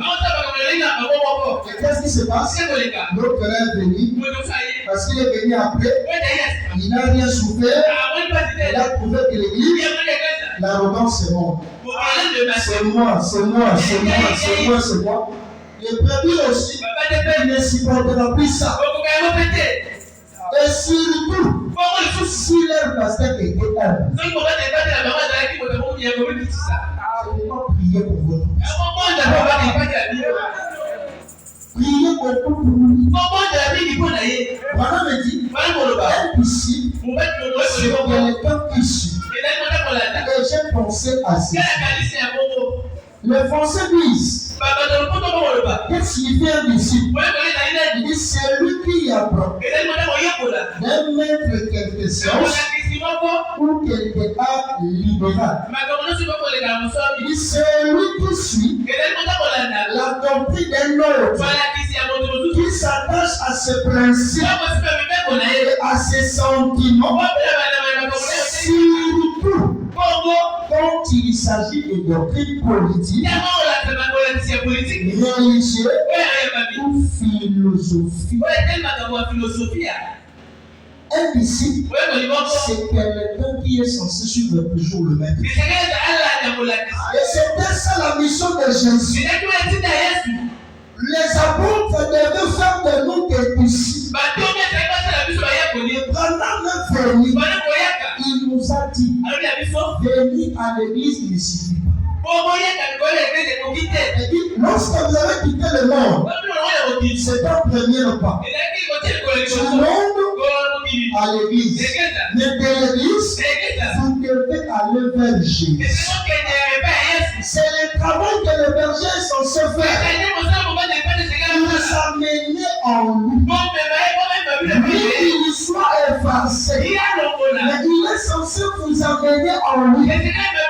C'est pourquoi lorsque vous avez un berger qui vous appelle toujours à Jésus, et qui est Jésus, le commencement était la parole. La parole était avec Dieu. La parole était Dieu. Et la parole était faite de chair. Et cette parole-là, elle avait habité parmi les êtres humains. Ce qu'il avait habité de Jésus, c'est la parole. Un berger qui vous garde dans la parole, restez avec lui. Voilà, me dit quelque part, c'est une question de vie ou de mort. Ne venez pas prier ici par fanatique. Non. Mais venez prier ici parce que c'est Dieu qui t'a envoyé. C'est Dieu qui a convaincu ton cœur. Et tu es béni par la parole qui est prêchée en ce lieu. Restez là. Madame Monsieur, Madame de Kadara. Le pasteur me dit, s'il y a un conseil que je peux vous donner, restez avec lui. Restez avec lui. Parce que si ce matin, je continue à être une bénédiction pour vous, parce que c'est Dieu qui l'a inspiré. Si tu ne l'as pas inspiré, vous n'allez pas aussi vous prêcher la parole. On n'allait pas aussi se connaître. Ne faites pas les règles comme les autres les font. Quand vous savez quelqu'un qui a la parole, qui vous répète les prophètes, restez avec lui. Il y a beaucoup de choses. Au même moment que les justes sont en train de croire, la mauvaise semence aussi, elle est en train de croire. Il dit, ne pensez pas que Satan n'est pas un chrétien. Satan aussi, il se fait aussi comme un chrétien. Il vient aussi à l'église. Il s'assure aussi dans l'assemblée de saints. C'est pourquoi, frère, dans chaque église, il y a toujours trois sortes de croyants. Les croyants authentiques, les semi-croyants, les chrétiens. C'est-à-dire, si vous êtes un véritable croyant, persévérez toujours à croire la parole de Dieu. Ne soyez pas un chrétien à la parole de Dieu. Pourquoi l'incrédulité ne peut qu'engendrer l'incrédulité. Le doute ne peut qu'engendrer des doutes. Je vais te dire faire telle chose. Tu commences à réfléchir. Est-ce que ça va avec? Est-ce que si. Voilà, un chrétien n'a pas un si. Soyez positif. Maintenant, me dit, s'il faudra faire quelque chose, il y a que deux possibles. Soit tu le fais, soit tu le fais. La neutralité dans le champ de Dieu n'existe pas. Les chrétiens ne n'existe pas. Sinon, puisque les jours passent, puisque les mois passent, puisque les années passent, moi aussi tu manifesteras tes attributs à toi. Parce que selon la loi, chaque semence doit se reproduire selon son espèce. Si vous étiez la semence de Dieu, dès le départ, que Dieu avait semé, même si l'ennemi était aussi dedans, pour semer sa mauvaise semence, elle dit la Bible, il a plu, elle est tôt, et ça soit pour les justes et pour les injustes. Et dans cette même pluie, c'est là vous fait croire. C'est pourquoi nous faisons une erreur grave. Quelle est cette erreur? C'est-à-dire, lorsque tu es en train de douter, tu es en train de te faire du mal sans le savoir. Tu es en train de te détruire sans le savoir. Frère Branham me dit, il dit l'incrédulité et le doute, c'est le poison de Satan. Il Satan, la chose qu'il a jetée pour détruire les peines de Dieu, le poison qu'il avait jeté, c'était l'incrédulité et le doute. Kozamba kondima, pena kokokate. Il se débute de l'incrédulité. C'est pourquoi soyez un croyant.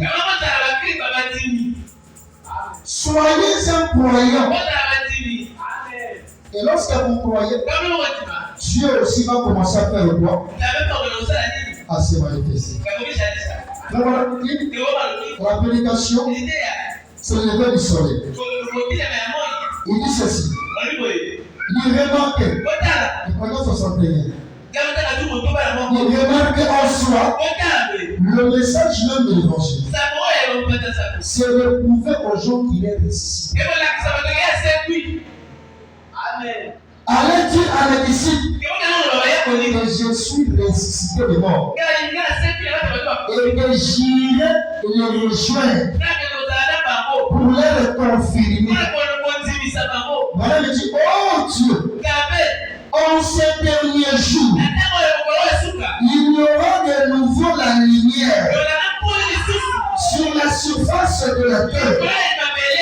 Et je prouverai à mes disciples, allez leur dire que je ne suis pas mort, que je ne suis pas une traduction, mais que je suis un Christ vivant.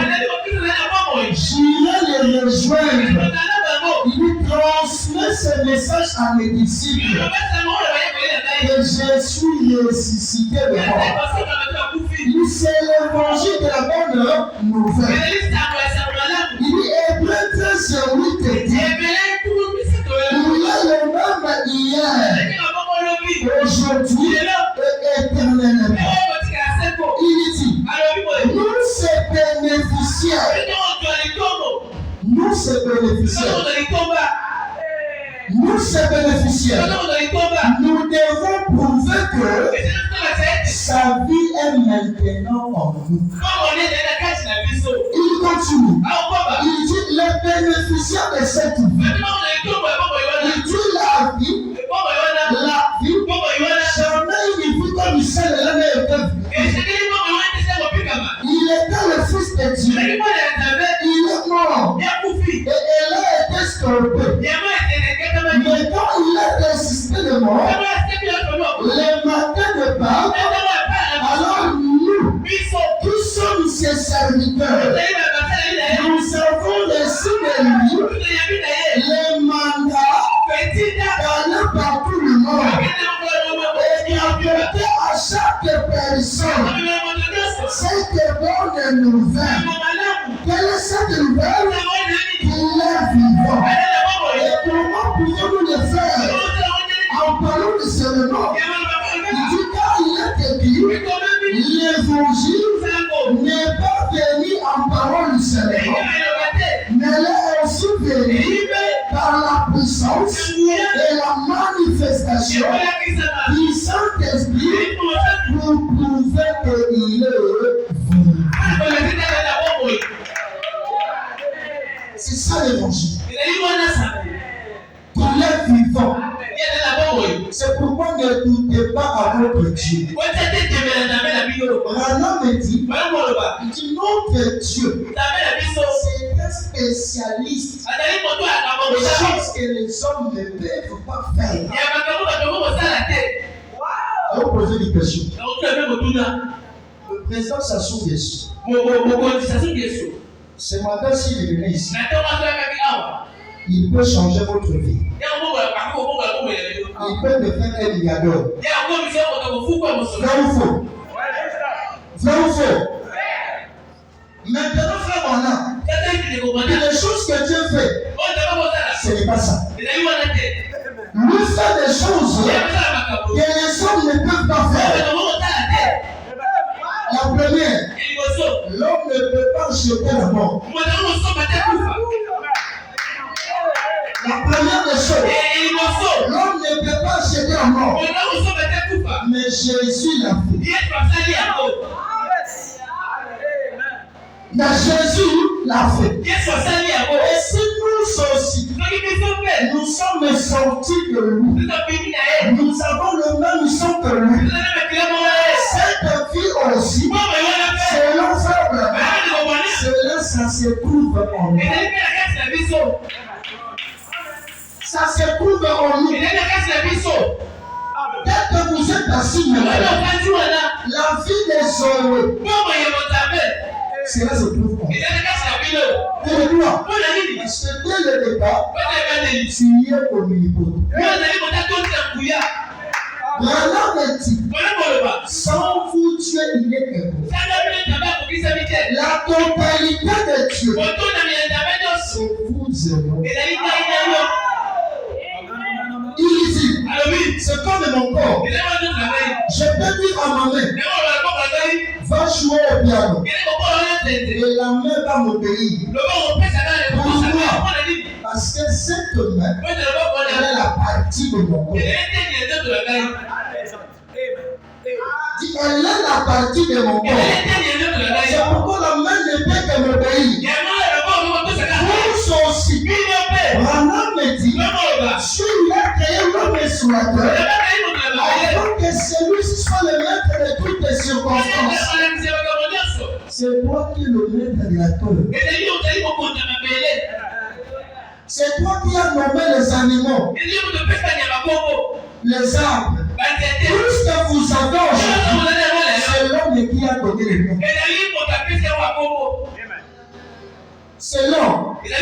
Mais c'est simplement que vous puissiez prendre conscience. De ne pas être ignorant à ce que vous êtes. Et je ne vais pas poursuivre. Regardez comment ça énerve. Jésus à son époque, il a envoyé ses disciples. Demandez qu'il les a envoyés. Les disciples ne seront pas compte de ce qu'ils sont. D'abord dans Matthieu chapitre 10, le verset 1er, qu'est-ce qu'il les a dit? Il les a dit ceci. Il dit,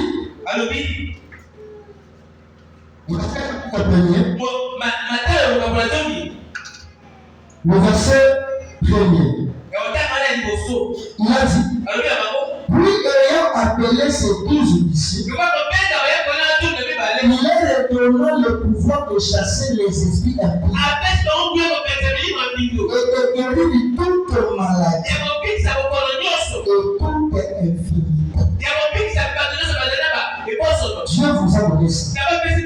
Jésus ajoute encore, Matthieu 17, il dit, allez prêcher et dites, le royaume des cieux est proche. 8. Guérissez les malades, résistez les morts, purifiez les lépreux, chassez les démons. Vous avez reçu gratuitement, donnez aussi gratuitement. Il nous dit encore, dans Matthieu 10, 9 à 10, il dit, ne prenez ni or ni argent, ni monnaie dans le ceinture, ni sac pour le voyage, ni vêtements, ni souliers, ni bâton, car l'ouvrier mérite son salaire. Il dit, demeurez dans cette maison-là, mangez et buvez ce qu'on vous donnera, car l'ouvrier mérite son salaire. N'allez pas de maison à maison. Luc 10, 16 à 21. Celui qui vous écoute, m'écoute. Celui qui vous rejette, me rejette. Celui qui me rejette, il m'a rejeté. Il a rejeté celui qui m'a envoyé. Les 72 s'y levaient avec joie, disant, Seigneur, les témoins même nous ont soumis en parole. Jésus leur a dit, je voyais sa tête tourner du ciel comme un étoile. Voici, je vous ai donné le pouvoir de marcher sur les serpents et les scorpions et sur toute la puissance de l'ennemi. Et rien ne pourra vous nuire. Les privilèges que l'évangile vous donne, c'est ça en fait. Et pour aller dans le Seigneur, comme j'avais dit, Jésus les a envoyés comme ça. Et lorsqu'ils sont partis, arrivés quelque part, ils ont failli à leur mission. Pourquoi? Parce qu'ils ne savaient pas respecter ce que Jésus a entendu d'eux.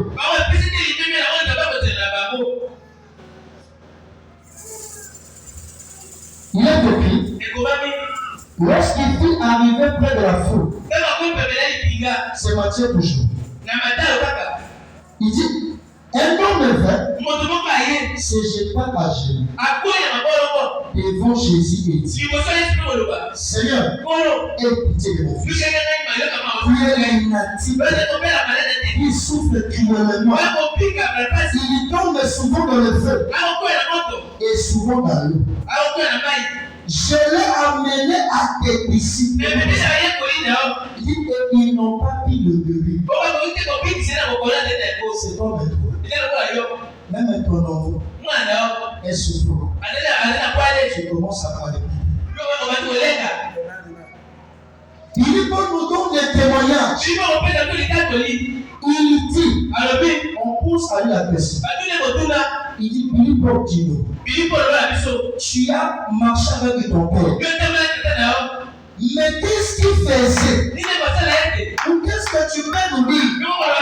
Le plus grand miracle que tu as vu Dieu faire à la terre. J'ai vu les boiter, marcher, les aveugles voir, ainsi de suite. Mais le plus grand miracle que j'ai vu dans la vie de mon père, c'est la maîtrise en soi. La maîtrise qu'il avait face aux Hébreux. La maîtrise qu'il avait face aux situations. C'est-à-dire, peu importe ce qui peut vous arriver, la première des choses, il faut d'abord vous prendre.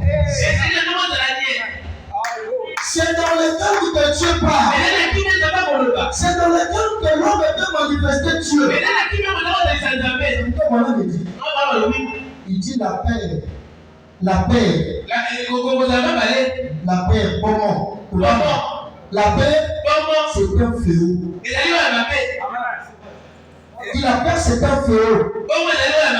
Il dit pour toute la chose que j'ai vue dans mon père, la maîtrise qu'il avait face aux citoyens.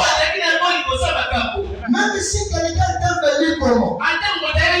Même si cet homme-là, il était rempli par des démons, il voulait venir faire du mal au frère, l'écraser, les briser, les détruire. Et on ne peut que le regarder. Parce que l'histoire devait se répéter.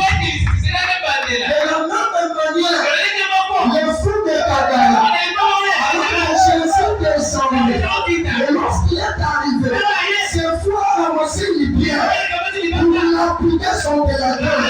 Mais Jésus n'avait pas mal. Parce qu'il savait de qui il était. Il a regardé que les fous. Et les fous ont commencé à trembler. Les fous ont commencé à trembler. Et les fous s'est agenouillé. Tous nous doivent réfléchir devant notre Créateur. Et dans la vie de frère Branham, nous avons aussi vu la même chose. Pour le gloire, Branham aussi est omnipotent. Le fou est venu. Alors que je ne pouvais pas le contenir. Le Dieu était en train de dire, ça allait finir pour Branham.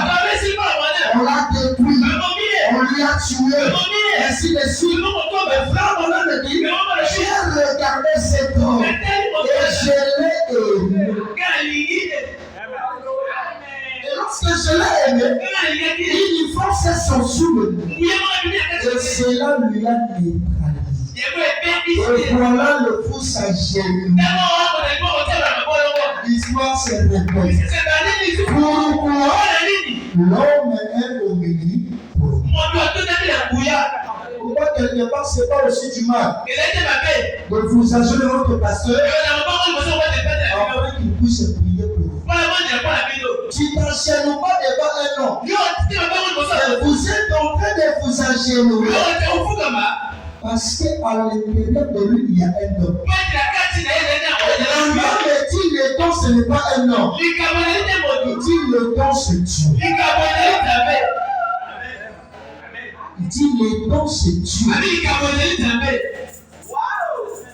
Alors Jésus, lorsque les disciples n'ont pas pu guérir cet homme, écoutez les paroles de Jésus. Race incrédule et pervers, répondit Jésus. Il dit jusqu'à quand je serai avec vous? Jusqu'à quand vous supporterai-je? Amenez-le-moi ici. On dit Jésus parlait sévèrement de moi. Tout sortit de lui et l'enfant fit guérir à l'heure même. Alors les disciples s'approchèrent de Jésus et lui dirent en particulier, pourquoi n'avons-nous pu chasser ces démons? Jésus a dit, la première des choses, c'est à cause de votre incrédulité. C'est la chose qui bloque. Si les démons ne vous obéissent pas, parce que vous êtes incrédule. Le Branham me dit, si vous ne croyez pas, les démons aussi le savent. Les démons savent que cette soeur, ses frères, ils ne croient pas. Vous savez ce que les puissances sont. Vous pouvez chasser les démons. C'est la parole de Dieu. Il dit, c'est à cause de votre démon. Et là, il dit Jésus. Je vous l'ai dit en vérité. Si vous aviez de la foi, comme un grain de séminaire, vous diriez à cette montagne, transportez-toi d'ici, là, et elle se transporterait. Rien ne vous serait impossible. Rien ne vous serait impossible. C'est ici que l'homme est Dieu, il devient le corps. Non, l'homme est Dieu, il devient égaux par la foi. Regarde, on dit que rien n'est impossible à Dieu. Il a aussi dit, tout est possible à celui qui a. C'est-à-dire pour Dieu, rien ne peut être impossible à lui. Et pour vous, tout est possible à vous parce que vous croyez. Parce que vous croyez. C'est pourquoi ce matin, soyez imprudents. Je vais bullshiter. À la fin, il dit, mais ceux qui sont des démons, ils ne sont que par la prière et par les gens. Autre chose, comme la deuxième, en dehors de l'incrédulité, la chose qui fait que les démons ne puissent pas nous obéir, parce que nous ne gênons pas. Il y a une catégorie de démons, toutes les gens qui par des jeûnes et prières, vous devez être des gens de prière. Non seulement de prière, mais des jeûnes.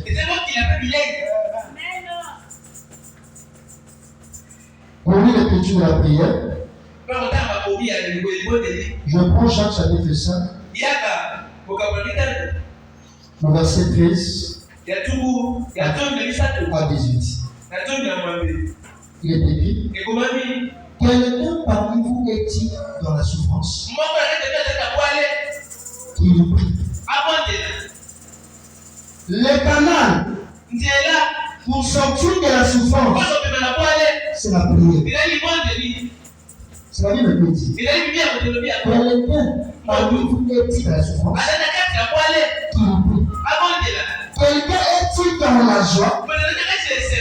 Qui ne chante des cantiques. Quelqu'un parmi vous est-il malade? Il appelle les anciens de l'église. Parmi l'ancien des anciens, parmi l'ancien des anciens, dans une église, c'est le pasteur. Il continue. Il dit qu'il appelle les anciens de l'église et que les anciens prient pour lui. En lui ayant dit au nom d'Ijésus. La prière de la foi sauvera le malade. Et le Seigneur le rénovera. Et s'il a commis des péchés, il lui sera pardonné. Lorsque vous priez avec foi, votre prière aussi pardonne de péché. C'est ça le secret. Lorsque vous priez avec foi, vous priez aussi pendant le péché.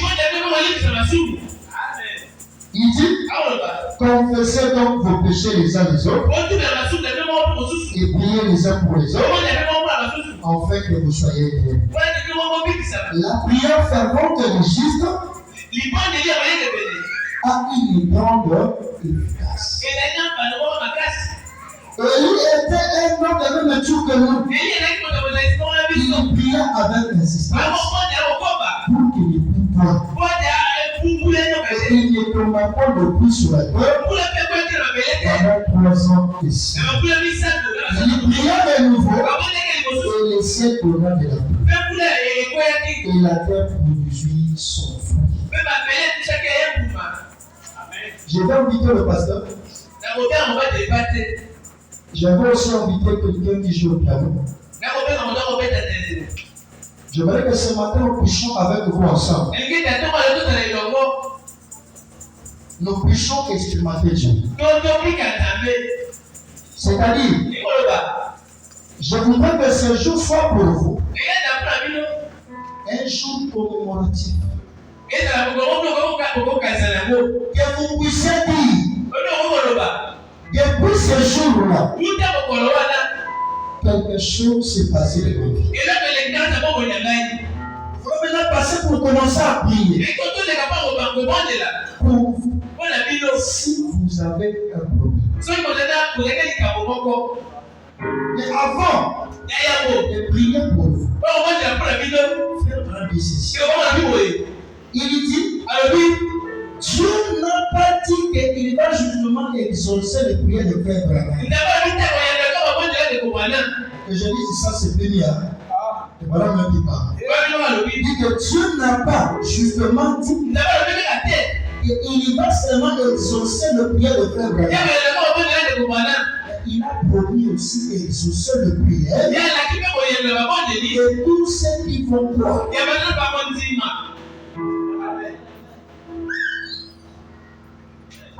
Élevons-nous.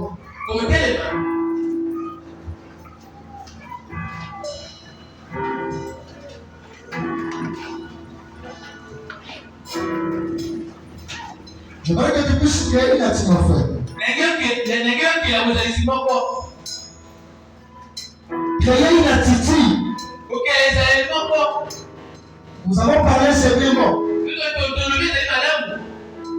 Mais que quelque chose ce matin puisse être comme un témoignage pour vous. C'est pourquoi pendant que la musique elle sera en train de jouer, je vais vous inviter à fermer vos yeux, de rester en prière.